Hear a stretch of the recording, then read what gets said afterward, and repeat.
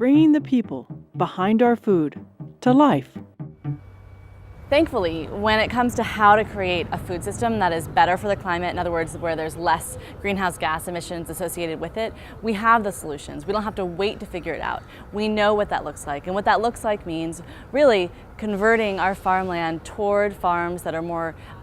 sustainable, and that means cutting out the overuse of synthetic fertilizer, cutting out the toxic chemical use, petroleum-based chemical use. When it comes to meat and dairy, it means looking at our industrial factory farms and seeing them for what they are, these really inefficient ways to produce food for human beings. And so again, we have these solutions, we know how to do it, and the question is whether or not we have the political will to move in that direction, because currently billions, tens of billions of our tax dollars are going to essentially subsidize and incentivize a way of farming and a way of organizing our food system, which again is producing food that's bad for our bodies, but also has this really, really high cost to the climate.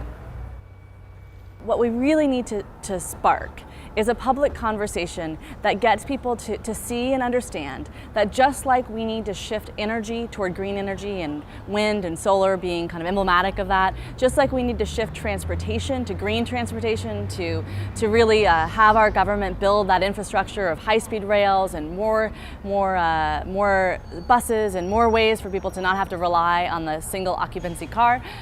Much like we understand that and are having that conversation, we need to have a similar conversation about what would a green food infrastructure look like. And what that would look like, again, it's not about us as individuals being able to do this on our own. It's about communities coming together, local governments coming together, the national government coming together, and thinking about how we can shift to more regionalized food systems so that it doesn't make sense for us in New York State to have to buy all of our lettuce from Washington State because we don't have the infrastructure to have the distribution for our lettuce growers in New York State. So we need investment in that, and we need investment in that just like we need to invest in solar and invest in wind. And we're starting to see it happen at the national level with the Healthy Food Financing Initiative from the Obama administration. That's all about getting good, healthy food, which is also good for the climate, into neighborhoods that don't have it. And what I'd love to see is initiatives like that expand bigger and bigger and bigger, and also really include in them this connection between healthy food and climate-friendly food.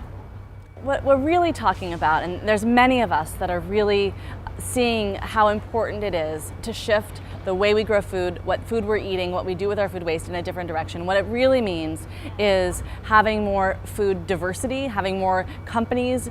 in control of our food. Right now, you walk into a grocery store, it seems like there's thousands of options to choose from and tons of abundance. What actually is true is that half of all that food in the grocery store is brought to us by just 10 corporations. When it comes to so many different aspects of food, whether it's meat packing or grain milling, all of these different aspects of food, fewer and fewer companies have control over more and more of our food system. And so what me and many of my colleagues are saying is that in order to have a resilient food system, one that's better for the climate, better for our bodies, we need to have more people farming, we need to have more people in touch with where their food comes from, and we need to really think about how to create the infrastructure to support those farmers and bring healthy food into communities that currently don't have any access at all.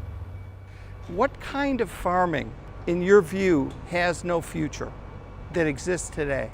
I would like to believe that we're coming close to a point where we see the factory farm feedlot system for producing meat and dairy in this country much the way we saw the Hummer, which is an outdated, totally irrelevant to our modern needs way of transporting ourselves. And we saw what happened to the Hummer. And I'd like us to see that in much the same way, the way we're raising meat and dairy in this country, in factory farms, pumped with hormones, pumped with antibiotics, pumped with chemicals, fed on genetically modified corn and soy, that we'd see that system in much the same way. It's really inefficient, it's inhumane to the animals, the workers are paid some of the worst wages in our economy, the most exploited workers, and that we would see that there's another path. And that other path is a path where the animals are treated humanely, where they are able to live on the land and eat the food that animals evolved to eat, and where, again, they have less of an impact on both our rural economies, our environment, and also the climate.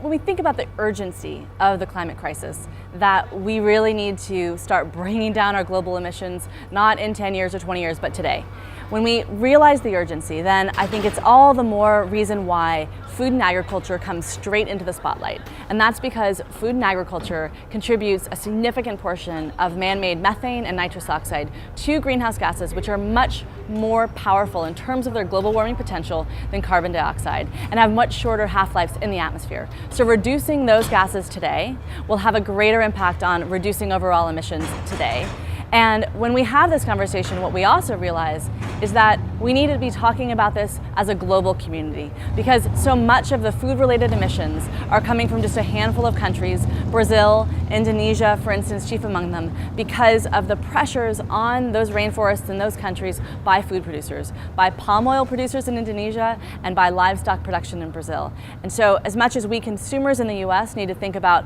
supporting our local farmers here, we also need to be talking about and supporting a global food system that really addresses the connection between food and climate and starts reducing emissions from food and agriculture, not in 10 years, not in 20 years, but today.